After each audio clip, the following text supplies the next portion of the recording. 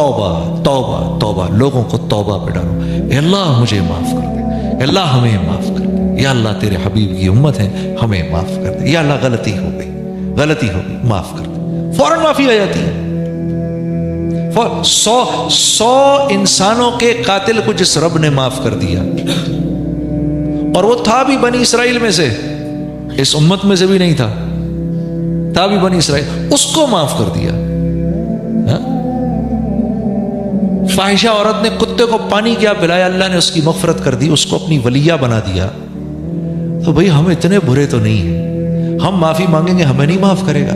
मेरे दोस्तों, आप नौजवान लड़के हो, ना साथ देना किसी ऐसे को जो तुम्हें मोहम्मद सल्लल्लाहु अलैहि वसल्लम के तरीकों के अलावा अपनी तरफ बुला रहा हो। मत साथ देना उसका, मत साथ देना, नहीं देना। वो खुद तो जा रहा है जहन्नुम में, तुम्हें साथ लेके जाएगा।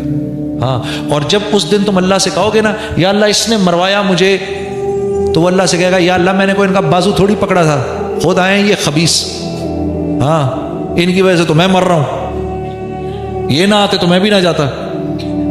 याद रखना मेरी ये बात, याद रखो मेरे दोस्तों इस बात को।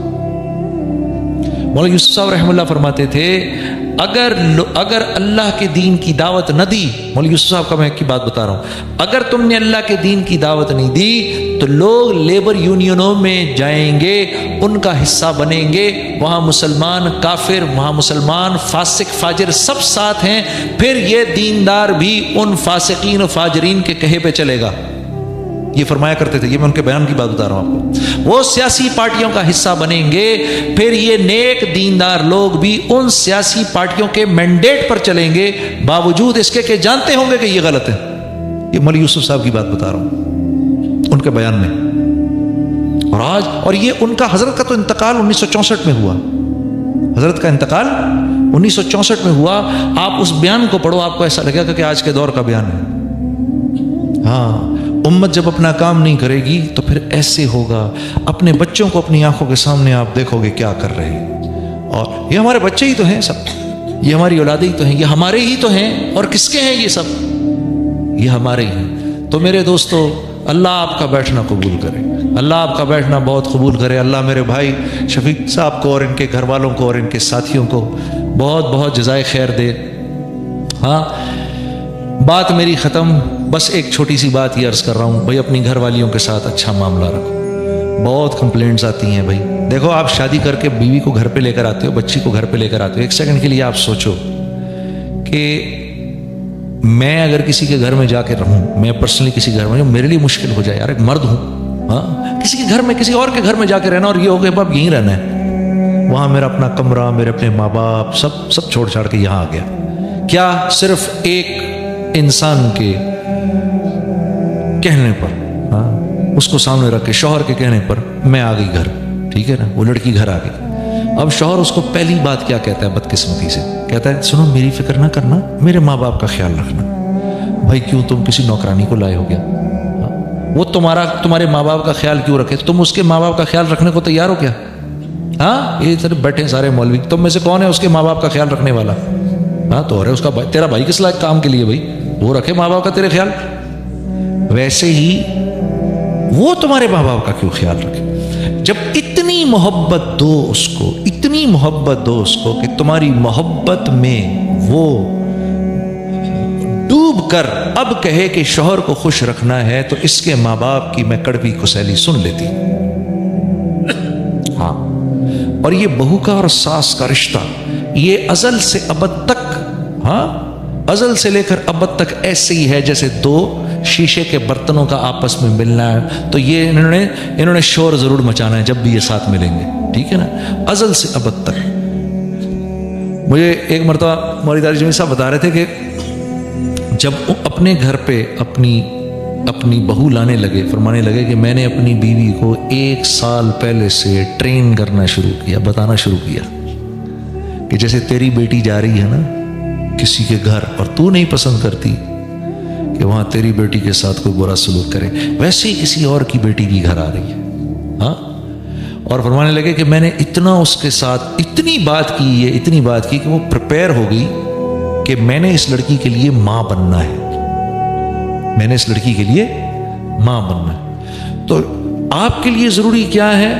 आपके लिए जरूरी क्या है? आपके लिए जरूरी है यहां से बीवी की बात सुनी, इधर से निकाल दी, उधर से मां की बात सुनी, यहां से निकाल दी, ठीक है? हंसते रहना है, मुस्कुराते रहना है। बीवी के कुछ कहने पे मां को कुछ नहीं कहना, मां के कुछ कहने पर बीवी को आके जवाब नहीं देना। बिल्कुल ऐसा नहीं करना, क्योंकि अब दोनों की एक टग ऑफ वॉर है। मां कहती है 25 साल मैंने इसको बड़ा किया, तो ये दूसरी औरत 25 मिनट में इसको कैसे मेरे से अपनी तरफ खींच रही है। एक वो फीलिंग होती है, ठीक है? और दीन क्या खूबसूरत है हमारा, जब बीवी के साथ मां के पास जाओ, जब बीवी के साथ मां के पास जाओ तो बीवी से हंस के बात नहीं करनी, बीवी से मुस्कुरा के बात नहीं करनी, सीरियस होकर रहो बीवी के साथ जब मां के साथ हो, ताकि मां को ये फीलिंग ना हो कि ये अब उसका हो गया। क्या खूबसूरत दीन है हमारा। हाँ, तो और जब बीवी के साथ रहो तो कोई बात नहीं, बीवी अगर आगे सके अच्छा माँ के सामने तो बड़े सीरियस हुए, अरे कोई नहीं यार, चलता है, सब चलता है, वो कोई सच थोड़ी था, अम्मा के सामने तो करना पड़ता है ना यार। हाँ हाँ, और ये तरीके हैं जोड़ के, और कोई नहीं जोड़ का तरीका। और ये याद रखो, बीवी से कोई बात नहीं छुपती। हाँ, एक अल्लाह के वली को 3 लोग वली नहीं मानते, एक उसके करीबी दोस्त, एक उसके खुद्दाम और एक उसकी बीवी। हाँ, नहीं मानते। वो मशहूर वाकया नहीं सुना आपने, वो एक बड़े बुजुर्ग थे, हाँ सुना है वो सबने, बहुत बड़े, मैं बहनों को भी सुना दूं।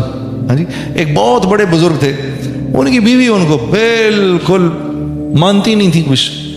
तो एक दिन वो हवा में उड़ रहे थे, तो लोगों ने कहा ओए कितना बड़ा बुजुर्ग हवा में उड़ रहा है। तो ये भी बाहर आके देखने लगी।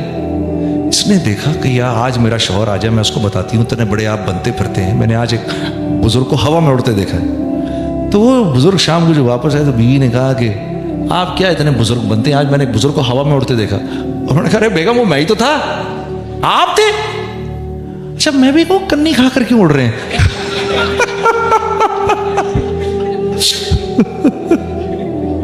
हाँ, वो इस रिश्ते का बहुत ख्याल रखना। भाई अपनी बीवियों के पेट नेम्स रखो यार। किस किसने अपनी बीवी का पेट नेम रखा है, निक नेम रखा है? हाथ खड़ा करके बताओ। हाँ, शाबाश तूने रखा है। और किसने रखा है भाई? शाबाश शाबाश। और अशरफ ने भी रखा है। और शाबाश शाबाश। अल्लाह के नबी ने 2-2 नाम रखे थे हजरत आयशा के, 2-2 पेट नेम्स थे, 2-2 निक नेम्स थे हजरत आयशा के। एक उनको हुमैरा फरमाया करते थे, हुमैरा रोशन चेहरे वाली। एक उनका नाम उनको प्यार से या आइश कहते थे, आइश। मेरी अपनी बेगम का नाम आयशा, मैंने भी या आइश करके लिख दिया। वो मेरा फोन बहुत चेक करती है। हाँ, मुझे एक दिन कहने लगी ये कौन है? अरे मैंने कहा ये तू है। फिर जाके उसको तसल्ली हुई। पूरी बात सुनाई उसको मैंने। तो पेट नेम्स रखो अपनी भी, कभी बोल दो उसको आज बड़ी अच्छी लग रही है, वो जानती है झूठ बोल रहे हो तुम, वो इसी को खुश हो जाएगी, इसी पर खुश हो जाएगी कि यार चलो इसके मुंह से ये बात निकली तो सही। मौलाना सईद अहमद खान साहब की बात एक मुझे किसी ने बताई, जब किसी के घर खाने पे जाते